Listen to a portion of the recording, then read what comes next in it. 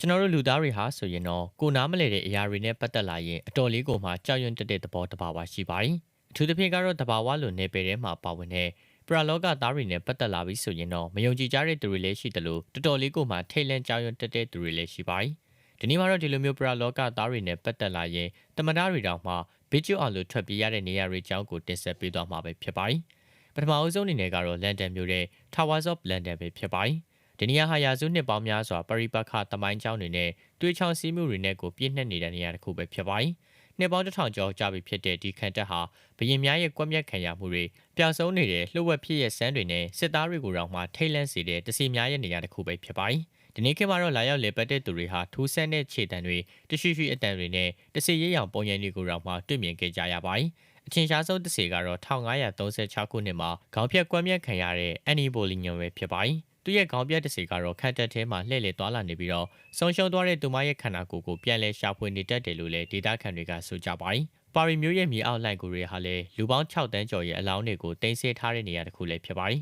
။ဒီကြောက်ကိုတွေဟာမူလကတော့ထုံးကြောက်တွင်းတွေဖြစ်ပေမဲ့လို့18ရာစုမှာတော့မြို့သေးဆုံးသူတွေရဲ့နောက်ဆုံးနားခိုရာနေရာဖြစ်လာခဲ့ပါတယ်။ဒီနေ့ခေတ်မှာတော့ဒီကြောက်ကိုတွေဟာအတိတ်ကိုတတိပေးနေတဲ့နေရာတစ်ခုဖြစ်နေပြီးတော့တချို့ကတော့ဒီနေရာဟာတေဆုံးသွားသူတွေရဲ့ဝိညာဉ်တွေနဲ့ပြည့်နှက်နေတယ်လို့လည်းဆိုကြပါတယ်။ထိုးဆန်းတဲ့အတန်တွေမိတ်တုံမီလုံးတွေကိုဆိုရင်ဒီနေရာကိုစူးစမ်းဖို့လာရောက်ခဲ့တဲ့သူတွေကမြင်တွေ့ခဲ့ကြပူတယ်လို့လည်းဆိုကြပါတယ်။နောက်ထပ်ဂျပန်နိုင်ငံမှာတော့မောက်ဖူဂျီရဲ့အောက်ခြေမှာအကိုဂီဟာရာလို့ခေါ်တဲ့နာမည်ဆိုးနဲ့ကြော်ကြတဲ့တတော်တစ်ခုရှိပါတယ်။ဒီတတော်ဟာဆိုရင်လည်းထူထပ်တဲ့တစ်ပင်တွေနဲ့တိတ်ဆိတ်နေတဲ့တရားတစ်ခုဖြစ်ပြီးတော့လမ်းပြောင်းနေသူတွေနဲ့စိတ်ပိုင်းဆိုင်ရာထိခိုက်နေသူတွေအတွက်ကိုပြန်လည်မဲ့နေရာတစ်ခုလည်းဖြစ်ပါတယ်။ဆယ်စုနှစ်တွေကြာလာတဲ့ချိန်ထိကိုမှဒီတစ်တော်တွေကိုဝင်ရောက်ပြီးတော့ပြန်မလာကြတဲ့သူတွေဟာအများအပြားကိုမှရှိလာခဲ့ပြီးတော့ဒေသခံတွေကတော့ဒီတစ်တော်ဟာဒီနေရာမှာအဆုံးစီရင်ခဲ့တဲ့သူတွေရဲ့ဝိညာဉ်တွေနဲ့ပြည့်နှက်နေတယ်လို့လည်းယုံကြည်ကြပါတယ်။လာရောက်လေပတ်သူအများစုဟာလည်းမမြင်ရတဲ့အရာတွေကသူတို့ကိုစောင့်ကြည့်နေတယ်လို့ခန်းစားရတယ်လို့လည်းပြောဆိုလာကြပါတယ်။လူစီယာပြည်နယ်မှာတော့ Matter Plantation လို့ခေါ်တဲ့အိမ်တလုံးဟာအမေရိကန်မှာအထင်ရှားဆုံးတစီအိမ်တလုံးဖြစ်ကိုမှသတ်မှတ်ခံထားရပါတယ်